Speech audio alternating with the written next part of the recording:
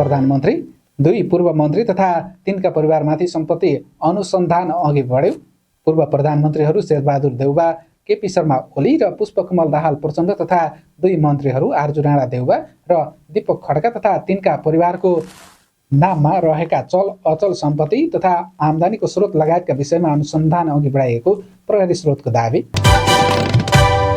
नेपाली काङ्ग्रेसका नेता एवं पूर्व मन्त्री दीपक खड्का पक्राउ। आइतबार बिहान बुढा नीलकण्ठबाट खड्का पक्राउ परेको सिआइबी प्रमुख एआइजी मनोज केसीको भनाई। शान्तिपूर्वक घरमा बसेर कानुनी प्रक्रियामा सहयोग गर्न तयार रहेको व्यक्तिलाई राज्यले पक्राउ गरेर कारबाही गर्नु उचित नभएको कानुनविदहरूको भनाई। सिलेक्टिभ जस्टिसको बाटो खोलेको आरोप।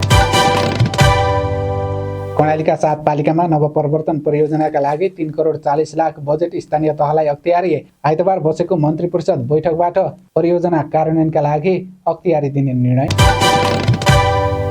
जनताको म्यान्डेट र स्पिरिट अनुसार ओली लेखकलाई पक्राउ गरिएको कानुन मन्त्री शोभिता गौतमको भनाई।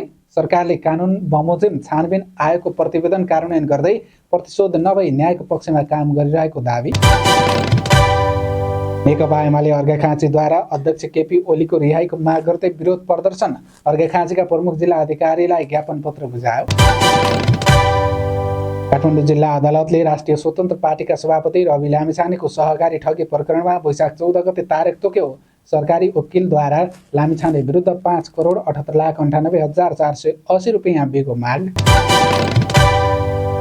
शासकीय सुधार सम्बन्धी 100 कार्यसूची सार्वजनिक। सम्पत्ति छानबिन, ट्रेड युनियन तथा विद्यार्थी सङ्गठन खारेज र निशुल्क सहिया कार्यान्वयनमा कडाई।